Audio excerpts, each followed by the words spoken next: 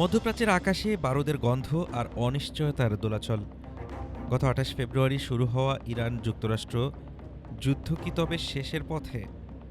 মার্কিন president Donald ট্রাম্পের সাম্প্রতিক বক্তব্যে তেমনই ইঙ্গিত মিলছে।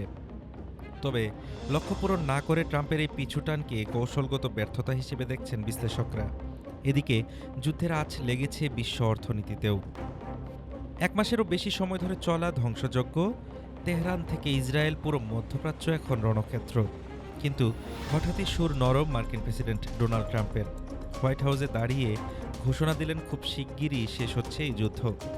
ট্রাম্প বলেন, এটি খুব দ্রুত শেষ হবে, হয়তো ২ সপ্তাহ, বড়জোর ৩ সপ্তাহ। আমরা কোনো চুক্তি ছাড়াই বের হতে পারি, তবে প্রয়োজন হলে আবার ফিরে এসে আঘাত হানব।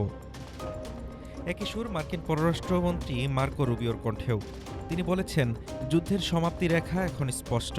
ট্রাম্পের এমন ইতিবাচক বার্তার প্রভাবে চাঙ্গা হয়ে উঠেছে এশিয়ার শেয়ার বাজার।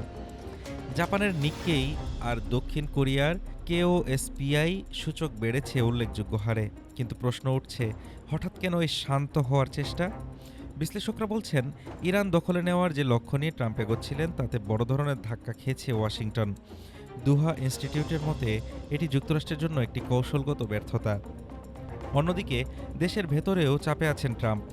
রয়টার্স ইপসোসের জরিপ বলছে ৬৬% মার্কিন নাগরিক অবিলম্বে এই যুদ্ধ বন্ধ চান।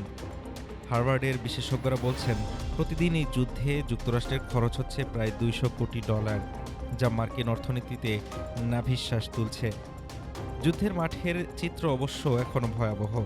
তেহরান, কেরমান আর ইস্পাহানে চলছে মুহুর্মুহু হামলা। পাল্টা জবাব দিচ্ছে ইরানও। ইরান, লেবানন আর ইয়েমেন থেকে ত্রিমুখী হামলার শিকার ইসরায়েল। লোহিত সাগরে তেলবাহী জাহাজ আর আরবের জ্বালানি স্থাপনাগুলোও রেহাই পাচ্ছে না এই যুদ্ধ থেকে।